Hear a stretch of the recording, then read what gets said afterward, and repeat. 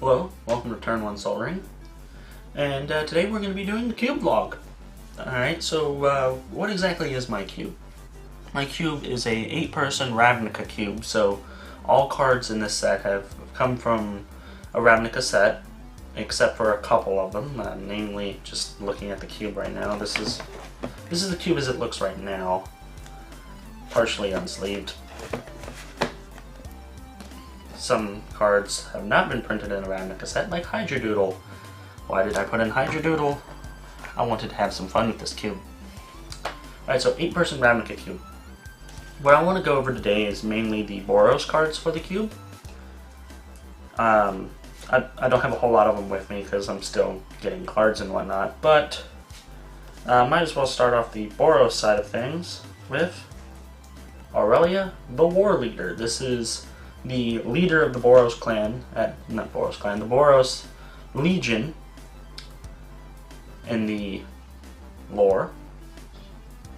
She forgot the person she disposed, but pretty much she thought they weren't getting the job done, and she was like, screw it, I'll do it myself. So Aurelia is kind of the leader of the Boros cards in this cube. Mana Rock, real fast. I have put in the clue stones in this cube, so you'll see them in future episodes. But we have Boros Clue Stone, which not a bad mana rock, but not the greatest. I didn't want to put in the signets because when I was building this, I wasn't too much of a fan of them. My opinion on that has drastically changed, but well, not drastically, but it's changed. Going off the mana theme I just started out with the mana rocks.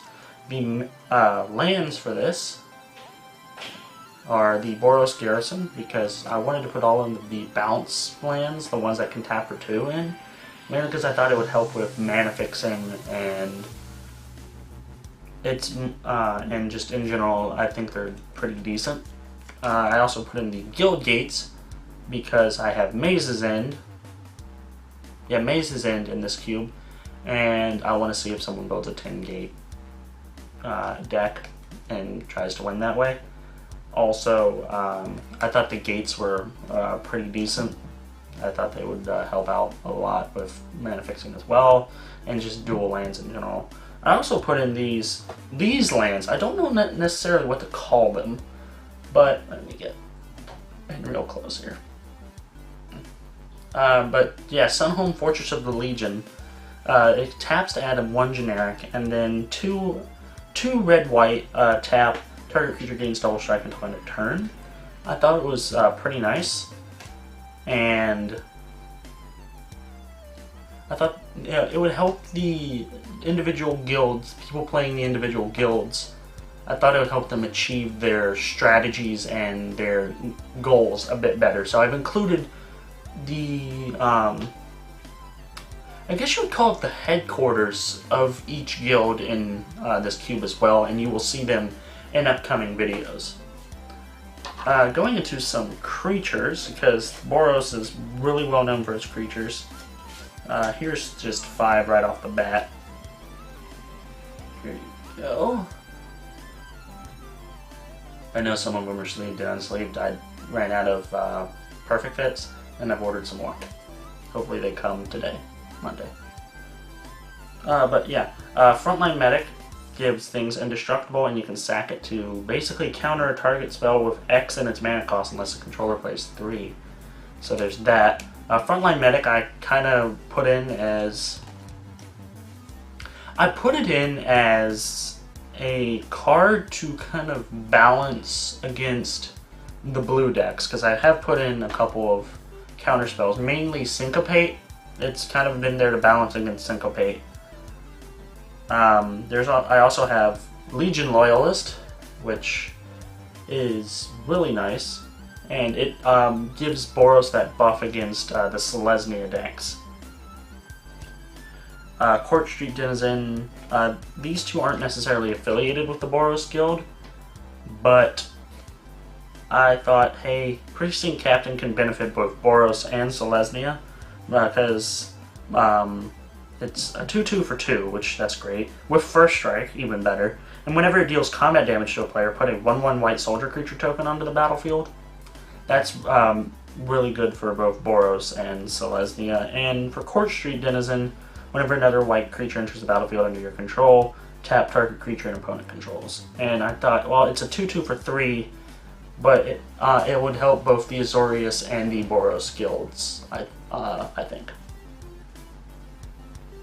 Fire Fist Soldier, when it gets pretty much can make your big thing not block. So I thought, okay, this would be Boros' answer to the Simic things, especially because the Simic creatures tend to get quite large with the evolve mechanic. That was the point, or that was the idea behind it. Let's see, other.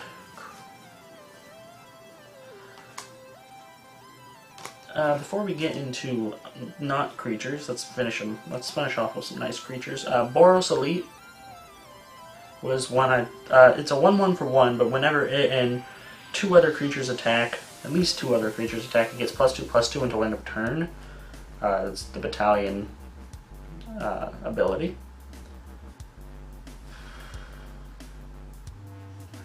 I put this in mainly because a 1/1 for 1 is not necessarily a bad turn 1 play. And talking of turn 1 plays, I also threw in Boros Recruit, which is a 1/1 for 1 with first strike, and and I thought, hey, Boros is going to need some cheap creatures, but it's not, and these are actually good cheap creatures. Like a 1/1 with first strike can pretty much handle anything that has 1 toughness, and which I believe there's a lot of in this cube actually, now that I think about it. And Boros Elite, I'm like, it's a good turn 1 play, and then about turn 3 or 4 it can really start going, where it's a 1/1 that essentially can turn itself into a 3/3. So that was the logic behind that. Vyashino First Blade, I kind of just threw in as a nice little piece for the Boros.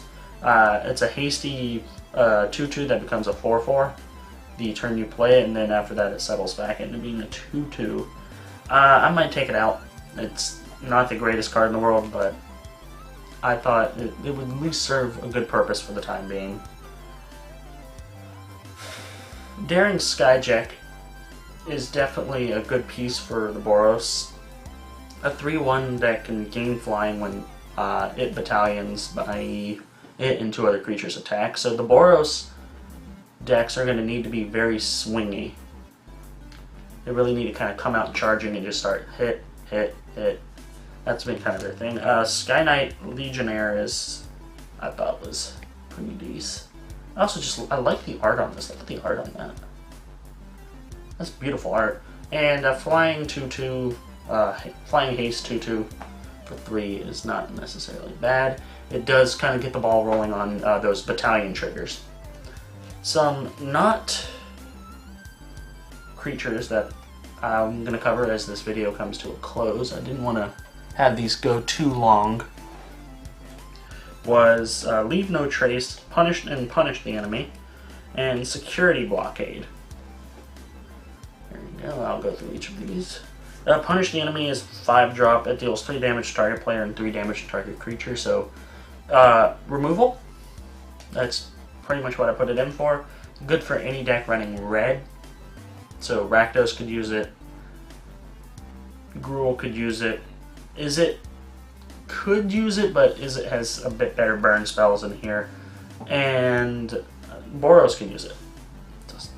So that was kind of the idea behind that. Leave No Trace, which is, I think, one of the better cards in here. I'll try it. I'm getting used to the new camera. Hopefully that's not too blurry, or that's not blurry at all. But Leave No Trace. Radiance, destroy target enchantment and each other enchantment that shares a color with it for only 2 mana. So there are some enchantments in here. I know Azorius has a couple really good ones that deal with detaining creatures. Selesnya has a couple. And so this might be a card that not just Boros wants, but every kind of every white deck might want as just a removal, because it is, I think, that good. Then Security Blockade, it enchants a land, and you, when it enters the battlefield, put a 2/2 White Knight creature token with Vigilance on the battlefield, and enchanted land has tap, prevent the next 1 damage that would be dealt to you this turn.